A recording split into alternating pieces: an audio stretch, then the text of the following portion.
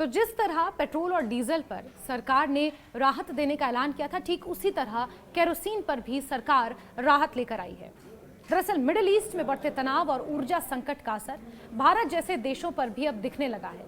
Iran, America और Israel के बीच चल रहे संघर्ष ने वैश्विक स्तर पर तेल और गैस की सप्लाई को प्रभावित किया है।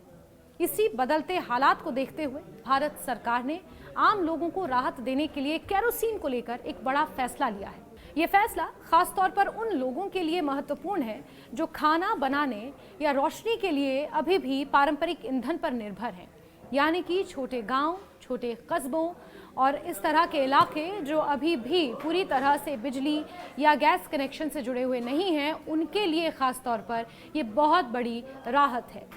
सरकार के इस नए फैसले के तहत अब केरोसिन सिर्फ राशन की दुकानों तक सीमित नहीं रहेगा, बल्कि पेट्रोल पंपों पर भी इसकी बिक्री की अनुमति दे दी गई है। इसका मतलब ये है कि आम लोग अपने नजदीकी पेट्रोल पंप से भी केरोसिन अब खरीद सकते हैं। ये कदम ऐसे समय पर उठाया गया है जब कई जगहों पर रसोई गैस की उपलब्धता को लेकर चिंता जताई जा रही थी और लोग विकल्प की तलाश में थे। खबरें तो यहाँ तक भी थी कि लोग इस किल्लत के चलते शहर छोड़कर अपने गांव जाने को मजबूर हैं।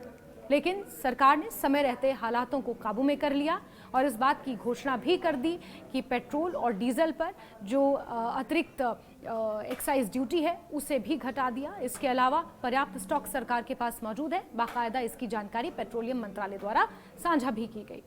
इस पूरी व्यवस्था को लागू करने में देश की बड़ी सरकारी तेल कंपनियां अहम भूमिका निभाने वाली हैं। बड़ी राहत जिसमें अब आप पेट्रोल पंप से भी केरोसिन खरीद सकते हैं। बड़ी कंपनियां हैं जो अहम भूमिका निभा रही हैं, जैसे कि Indian oil corporation, Bharat petroleum और हिंदुस्तान पेट्रोलियम अपने अपने नेटवर्क के चुनिंदा पेट्रोल पंपों पर केरोसिन उपलब्ध अब करवाएंगी। इन कंपनियों के पास पहले से ही पूरे देश में फैला हुआ मजबूत वितरण नेटवर्क है, यानी कि इनका डिस्ट्रीब्यूशन बहुत ज्यादा स्ट्रॉन्ग है, जिससे इस योजना को तेजी से लागू करना और आसान होगा।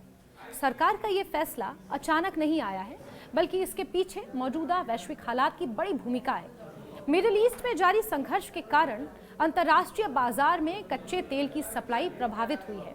इससे न सिर्फ कीमतों में उतार चढ़ाव आया है, बल्कि कई देशों में ईंधन की उपलब्धता को लेकर भी अनिश्चितता बढ़ी है। ऐसे में भारत सरकार ने पहले से तैयारी करते हुए ये कदम उठाया है ताकि आम लोगों को किसी तरह की परेशानी ना हो। इस योजना के तहत देश के 21 राज्यों और केंद्र शासित प्रदेशों में केरोसिन की अतिरिक्त आपूर्ति सुनिश्चित की जाएगी। खास बात यह है कि उन राज्यों को इंपॉर्टेंस दिया जाएगा, यानी कि प्राथमिकता दी जाएगी, जहां पहले पब्लिक डिस्ट्रीब्यूशन सिस्टम यानी पीडीएस के तहत केरोसिन नहीं दिया जाता था। इसमें दिल्ली, उत्तर प्रदेश, राजस्थान, मध्य प्रदेश, गुजरात और हिमाचल प्रदेश जैसे बड़े राज्य शामिल हैं। इसका मतलब यह है कि अब इन राज्यों के लोगों को भी जरूरत पड़ने पर केरोसिन आसानी से मिल सकेगा। पेट्रोलियम और प्राकृतिक गैस मंत्रालय ने इस योजना को लागू करने के लिए कुछ नियमों में भी ढील दी है। आमतौर पर केरोसिन के वितरण के लिए अलग से लाइसेंस की जरूरत होती थी, लेकिन अब डीलरों को इस प्रक्रिया से राहत दी गई है, फिलहाल तब तक के लिए जब तक मिडिल ईस्ट का ये तनाव लगातार जारी है।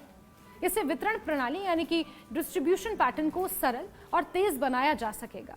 इसके अलावा टैंक वाहनों के लिए भी कुछ नियमों को आसान कर दिया गया है ताकि सप्लाई में कोई रुकावट ना आए। इस योजना का एक महत्वपूर्ण पहलू ये है कि हर जिले में केवल 2 पेट्रोल पंपों को केरोसिन वितरण के लिए चुना जाएगा। इन पंपों पर अधिकतम 5000 लीटर तक केरोसिन स्टोर किया जा सकेगा। इसका उद्देश्य ये सुनिश्चित करना होगा कि वितरण नियंत्रित हो और सुरक्षित तरीके से हो और कहीं भी अनियंत्रित भंडारण ना हो, यानी कि जमाखोरी किसी तरह से पॉसिबल ना हो। हालांकि सरकार ने जहां एक तरफ राहत दी है, वहीं दूसरी तरफ कुछ जरूरी शर्तें भी लागू की हैं। केरोसिन का इस्तेमाल केवल घरेलू जरूरतों जैसे खाना बनाने और रोशनी के लिए ही किया जा सकेगा। इसका उपयोग किसी भी तरह के कमर्शियल या औद्योगिक कामों के लिए नहीं किया जा सकेगा। ये सरकार का नियम रहेगा। इसके अलावा हर पेट्रोल पंप को केरोसिन के स्टोरेज और बिक्री का पूरा रिकॉर्ड रखना होगा ताकि किसी भी तरह की गड़बड़ी को रोका जा सके। प्रशासन और जांच एजेंसियों को यह अधिकार भी दिया गया है कि वो किसी भी समय इन पेट्रोल पंपों की जांच कर सकते हैं, यानी किसी भी वक्त अचानक से रेड पड़ सकती है। इसका मकसद ये सुनिश्चित करना है कि नियमों का सही तरीके से पालन हो और केरोसिन का दुरुपयोग ना हो। सबसे अहम बात यह है कि ये पूरी व्यवस्था फिलहाल अस्थायी है, यानी टेम्परेरी है। सरकार ने इसे 60 दिनों के लिए लागू किया है।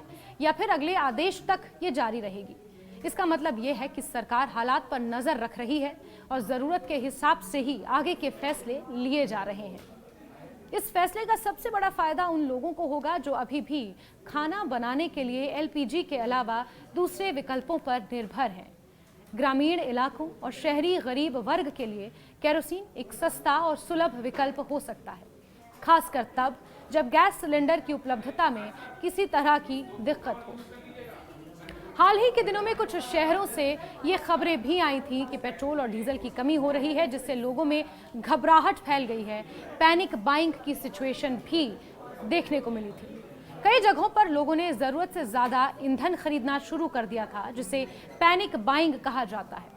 हालांकि सरकार और तेल कंपनियों ने इन खबरों को अफवाह बताते हुए साफ किया कि देश में ईंधन की कोई कमी नहीं है।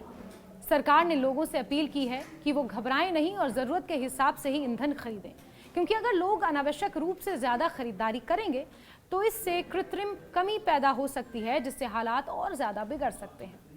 कुल मिलाकर केरोसिन को पेट्रोल पंपों पर उपलब्ध कराने का ये फैसला एक एहतियाती कदम है, जिसका मकसद किसी भी संभावित संकट से पहले तैयारी करना है। ये दिखाता है कि सरकार ऊर्जा सुरक्षा को लेकर सतर्क है और आम लोगों को राहत देने के लिए समय पर कदम उठा रही है। अगर मिडिल ईस्ट में हालात सामान्य हो जाते हैं तो संभव है कि इस तरह की अस्थायी उपायों की जरूरत ना पड़े, लेकिन अगर तनाव लंबे समय तक जारी रहता है तो सरकार को और भी बड़े फैसले लेने पड़ सकते हैं। इस पूरे घटनाक्रम से एक बात तो साफ है कि आज के समय में ऊर्जा सिर्फ एक संसाधन नहीं है, बल्कि रणनीतिक शक्ति बन चुकी है। और ऐसे में किसी भी देश के लिए यह जरूरी हो जाता है कि वो अपनी ऊर्जा जरूरतों को लेकर आत्मनिर्भर और ज्यादा तैयार रहे। भारत का ये कदम इसी दिशा में एक महत्वपूर्ण पहल के रूप में देखा जा सकता है, जो आम आदमी को राहत देने के साथ साथ देश की ऊर्जा सुरक्षा यानी कि एनर्जी सिक्योरिटी को भी मजबूत करने का काम करेगा।